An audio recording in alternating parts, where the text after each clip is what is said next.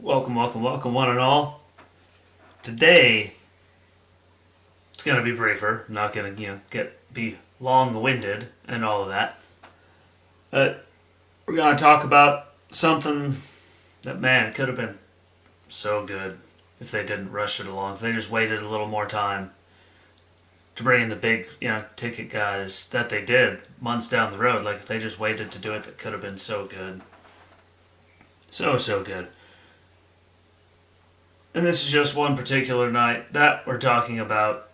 We're talking about after weeks of McMahon begging to need the old version of this guy to come back, the mean guy that had SOB. All of that needed him desperately to come out and to come back. And we also got to see Freddie Blassie give a speech on the night to raise everyone up, to go and defend this thing, defend their house.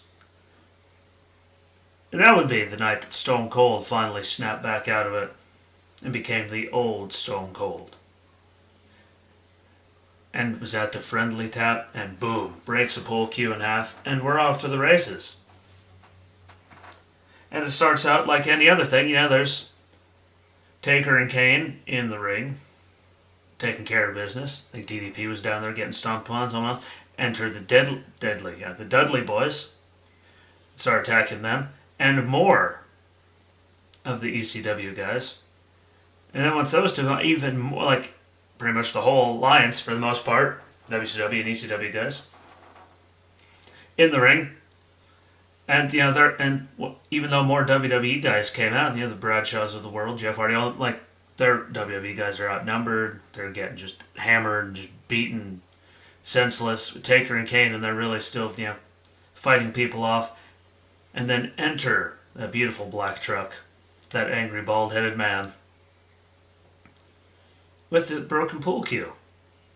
First, he's out there and he saves the Hollies who are just getting owned out, behind the building, the loading dock area. All that just out there, and enters Stone Cold with said pool cue, and just starts beating people. That started and it just continued. Then we go back to the ring, and there's more people getting just beaten, senseless. More WWE guys. We go back, and there's Edge getting double teamed. Enters Stone Cold with pool cue. Hits both of them, flings the one over a bunch of the road cases, throws one onto a table, the guy slides clear down it, and he carries on. We go back to the ring to see it continuing to happen. And what do we see then? We see the beautiful, we hear the music. This was his music that was on Forcible Entry, by the way. We hear that. Boom, enters Stone Cold. And he comes down there, he's literally just throwing down at every single person in the ring that's standing. And I think he hits 6, 7, 8 stunners. He was stunning everybody. Everybody. And after he stuns everybody, Kane and Undertaker get the last two dueling choke slams to finish it off. Them all standing in the ring, standing tall. The WWE, we'll say, guys. And it was just glorious. It was amazing. JR and Michael Cole did a great job on commentary. They fed it and they were so good at it. It was amazing. They did a killer job. This was young Michael Cole too. And he was so, I like that Michael Cole better than the new one. But it was so good. He did such a good job. Him and JR, perfect. Amazing. Is this the old Stone Cold, or is this, the new Stone Cold that we have? Is he back? Is he going to keep coming to the ring the whole time, just selling the hell out of everything and doing their job? And I said it could have been different. It could have went different. We all know it could have been very different. It could have turned out different. Just think if they waited. Because, again, the other guys, in the big names from WCW and all that, they were still on those guaranteed contracts. So would you want to work if you were making that much money to just sit at home? And then, brought in the NWO. They brought in Goldberg. They brought in a lot of the guys. And they had Booker T there. But, I think if they just waited, Stone Cold, think where he would have been. Triple H could have been back. It could have been something so much better. So much better. And I might add that the version of the Stone Cold song, Forcible Entry, I liked it.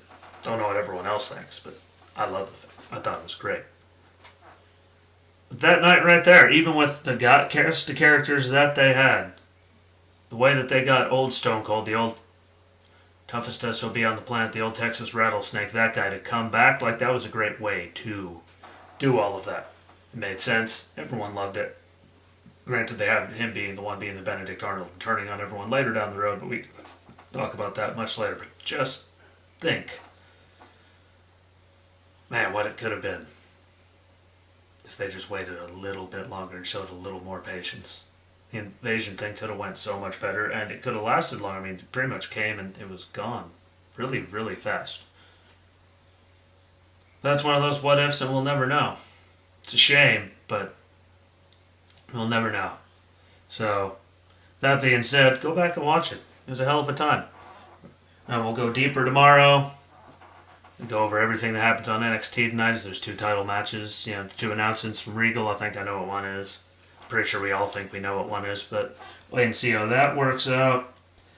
I'm going to be working on the standalone YouTube channel for Wrestling with Ski over the next couple days, so this might not go on to, it's not going to go on to that today because I've reached the daily limit of uploading stuff, but it will be on by the end of the week, and then it'll have its own page on there along with the normal Jesse Rosinski page, and Rumble it'll still be under Bearded Ski. So I appreciate you watching again. Tell me what you think. Tell me stuff you want me to watch. Comment. Tell me you want to talk about something with me on the show. Like, I'm open to anything, but be good to each other, have good conversations, like, follow, comment, share the hell out of it. And I'll see y'all tomorrow. Peace.